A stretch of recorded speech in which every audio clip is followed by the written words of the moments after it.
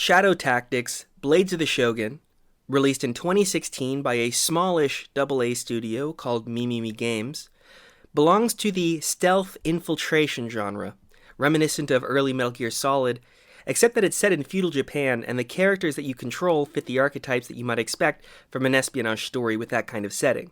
You've got ninjas, samurai, musketeers, courtesan spies, that sort of thing. And the setting is great. It's persuasive, it's atmospheric, and as I'll talk about a little bit later, it's connected to the game's mechanics in a really fascinating way.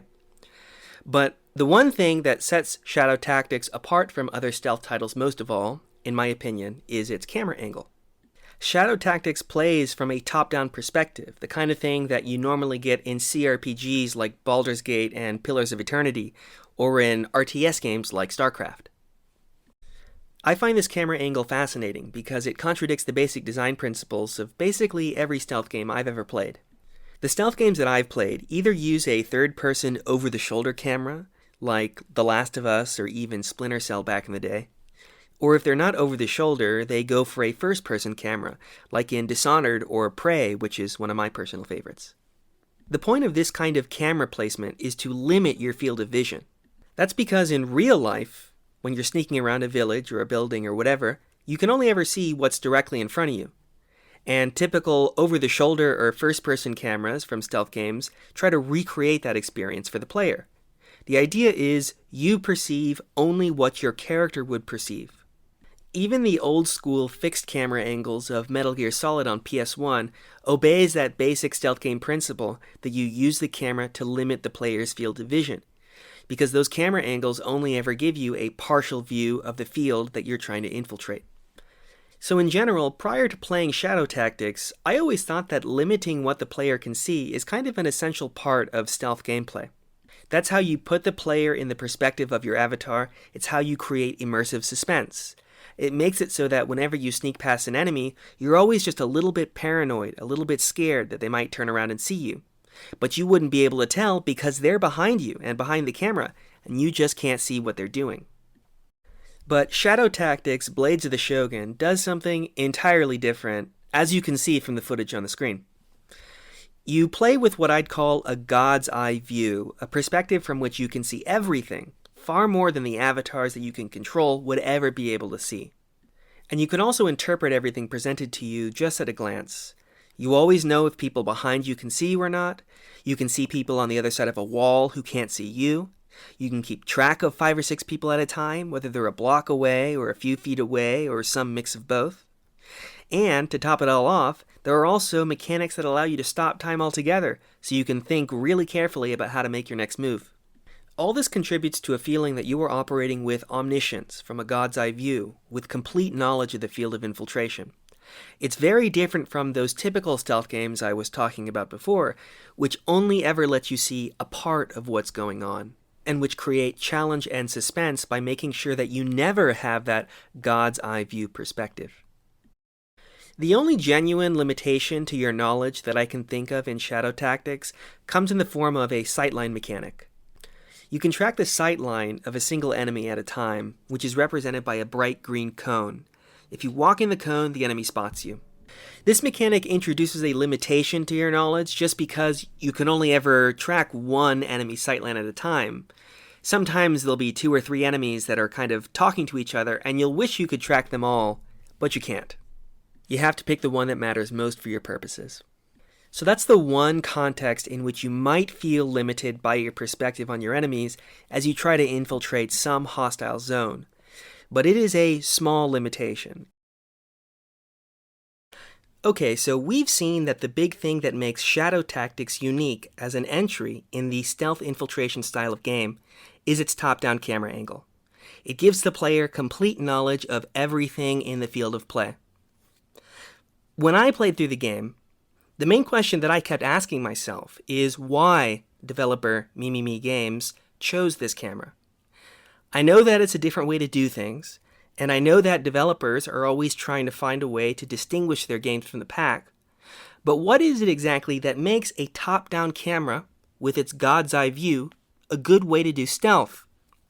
That's what I was really thinking hard about because I was enjoying the game so much, and noticing that it seems to violate the rule of most stealth games, that the way to create suspense and challenge is by limiting what the player can see at any given moment.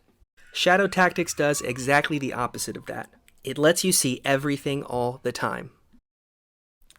The first explanation that I could think of, which is maybe the most obvious but ultimately a little bit unsatisfying, is that this camera angle, this top-down perspective, allows Shadow Tactics to emphasize the planning and strategy of stealth gameplay over the element of suspense that you might find in a game like The Last of Us.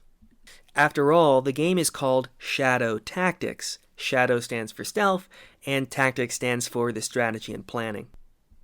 The God's Eye point of view gives you all the information that you could ever need for strategic planning purposes at a single glance, with no reconnaissance or special investigation required. You just position the camera in the right way, and with that God's Eye view, you can see everything you need to know in an instant to be a true shadow tactician and plan a cunning infiltration worthy of any Raiden or Sam Fisher or John Wick. But I actually think there's a second, slightly different way to explain why Mimimi Games chose the top-down camera angle for Shadow Tactics. And I find this second explanation a bit more aesthetically interesting, because it reveals something about the unique storytelling power of video games.